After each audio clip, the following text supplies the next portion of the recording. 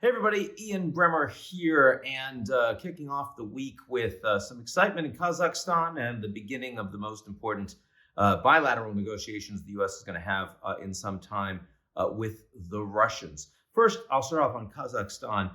It was a surprise to everyone, certainly the Kremlin, to find out that suddenly what had started as worker demonstrations that got violent very fast because fuel prices went up significantly with the Kazakh government, suddenly became nationwide and very violent, and the special forces, the interior forces, were basically standing aside.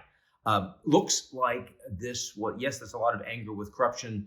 There's a lot of anger with a state that's unresponsive to the economic needs of its people. But there was also major elite infighting, and Nazarbayev, the former president, the still leader of the Kazakh people, got the short end of the stick, tried to make a move against Tokayev, failed. His head of intelligence has been removed and arrested.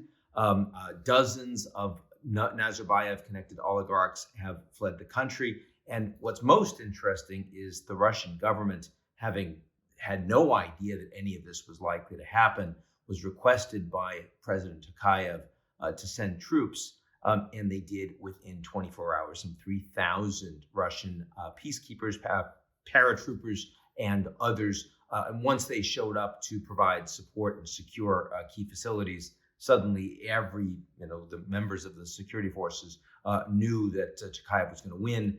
It became very violent, very brutal. It looks like some 200 people have died, thousands have been arrested, but this is the end of the story. So Nazarbayev is basically out. Tokayev is in charge. The Russians have more influence than before, though Kazakhstan's always leaned in that direction.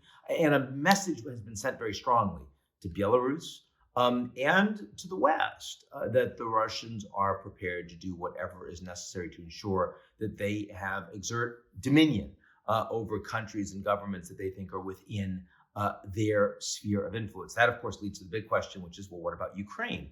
Because, of course, Ukraine has an independently elected government that is very aligned to the West. They want to join NATO. They'd like to join the European Union. Neither of those two things are really on offer, but the population is massively anti-Russian, only more so because of the 2014 annexation of Crimea and invasion into southeast Ukraine. The negotiations have gone nowhere yet. I would say it is, on balance, slightly better than not, because the Russians and the Americans both agree they'd like more talks in the near future.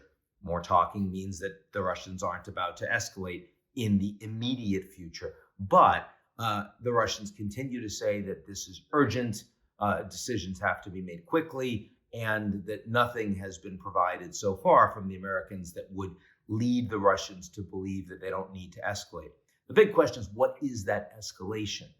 In the West, there's been a lot of concern that the Russians are going to invade and take further Ukrainian territory. If they do that, of course, then you'll have a collective, stronger response from the US and EU, from the US and its NATO allies, which doesn't help the Russians at all. So I think the real issue here is, are the Russians prepared to escalate in ways that are short of invasion, but have the potential to drive apart the Americans and the Europeans? And as the Russians say that that is something they are credibly able to do the Americans in response, with allies or without even, prepared to provide any level of concession to the Russians that would allow them both face saving and the ability to back down, the willingness to back down? And that right now is a very open question. So still very big uncertainty and indeed instability over what the Russians are likely to do in Ukraine and vis-a-vis the Americans and the Europeans, and hard for the Americans to respond effectively, but at least they're still talking. The US-Russia talks that we just had are by far the most important. The NATO talks aren't going to go very well, but that's not where the action is really happening, at least not from Moscow's perspective, and they're the ones that are doing the escalating. What will be most interesting will be see when is the next Putin-Biden conversation. I expect that's going to be announced in short order, and more bilaterals at a high level between Moscow and Washington. That's it for me. Hope everyone is real good. Talk to you soon.